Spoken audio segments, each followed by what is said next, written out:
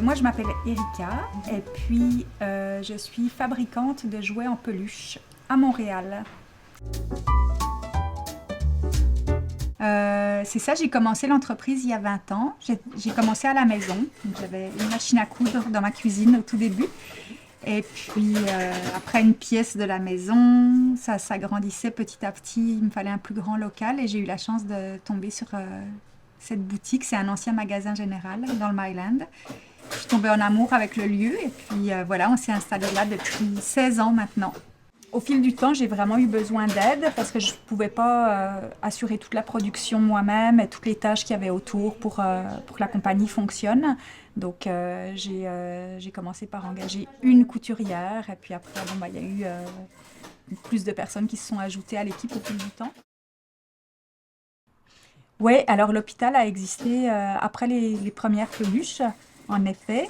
Je dirais que l'hôpital, il existe depuis environ 12 ans maintenant. C'est à la demande de clients qui avaient des jouets à faire réparer. Nous, on réparait déjà les raplaplas quand il y avait besoin de soins quelconques. Donc, soit ils ont reçu trop d'amour, ils sont usés, ou un chien les a rencontrés.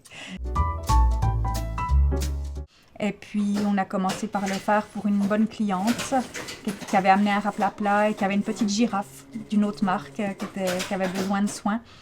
Et quand ils sont venus rechercher les jouets, l'enfant était tellement content de voir sa girafe réparée. Je me suis dit, mais en fait, c'est pas grave. Alors, c'est né de là. À ce moment-là, on s'est dit, bon, ben, ok, on le fait pour d'autres jouets, on l'ouvre.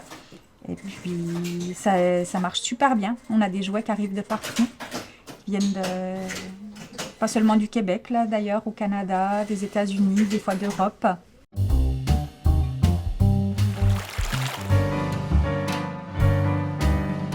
C'est vraiment un clash entre l'artisanal et l'industriel, en effet.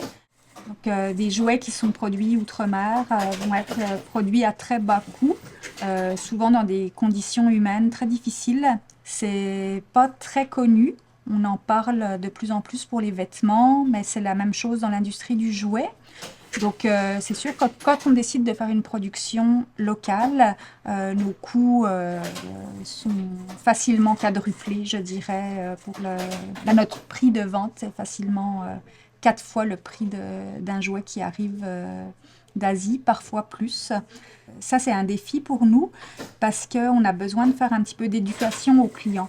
Quelqu'un qui est habitué à voir des jouets à 8,99, disons, dans un magasin, sur Amazon, à la pharmacie, et qui arrive ici, puis qui voit un jouet à 65 $, il ne comprendra pas sur le coup pourquoi une si grande différence, parce que c'est beaucoup plus coûteux que les jouets traditionnels. Des tâches qui vont être plus hors de l'ordinaire, ça va soit quand on va avoir des commandes corporatives. Donc, des gens vont nous approcher parce qu'ils ont un besoin d'avoir une peluche pour une raison ou une autre. Comme la production qu'on est en train de faire en ce moment, c'est un petit peu la touche, un écureuil volant. Je ne sais pas si vous l'avez aperçu plus tôt. C'est un hôpital qui nous a passé cette commande-là parce que eux, ils voulaient, c'est la fondation en fait de l'hôpital à Shawinigan. Eux, ils voulaient remettre la peluche à chaque enfant qui allait passer au bloc. Donc, on a monté le projet ensemble. Et puis, ça, c'est des super beaux projets où il faut faire finalement un peu de création pour le client, de la recherche, répondre à des besoins spécifiques aussi, selon eux, ce qu'ils recherchent. Et puis leur présenter des prototypes, pouvoir ensuite organiser la production derrière pour que ce soit efficace. Et ça, c'est le genre de projet que j'aime beaucoup faire. A priori, j'ai pas l'envie d'avoir une usine ou d'ouvrir un atelier plus grand que ce qu'on a pour le moment. Si on a du travail pour tous les jours de l'année et puis que ça comble les postes disponibles ici, pour moi, c'est bien. Après, ce qu'on nous a déjà proposé, c'est de faire, par exemple, une partie de la production en Inde ou en Asie, et puis de terminer ici pour pouvoir quand même apposer l'étiquette fabriquée localement au Québec. Mais ça, c'est quelque chose qu'on n'a jamais envisagé parce que c'est vraiment pas la raison pourquoi on fait des jouets. Nous, on tient à ce que nos jouets soient fabriqués localement dans des bonnes conditions. Donc, on reste avec des petites productions, on reste à un niveau artisanal.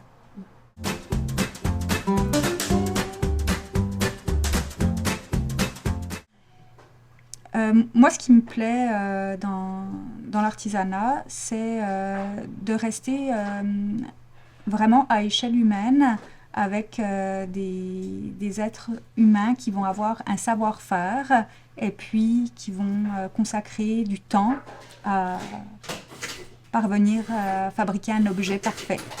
Je sais pas, il y a plusieurs types de métiers quand même qui le font encore, mais c'est quelque chose qui se perd de plus en plus. Ils prennent le temps de fabriquer correctement les choses. Je trouve que c'est beau de faire ça. C'est incroyable. C'est vraiment la plus belle chose qui pouvait arriver, c'est que ce souhait-là, ça marche. La peluche, elle devient magique en quelque sorte. Donc c'est dans les plus belles expériences que j'ai, c'est les témoignages des enfants.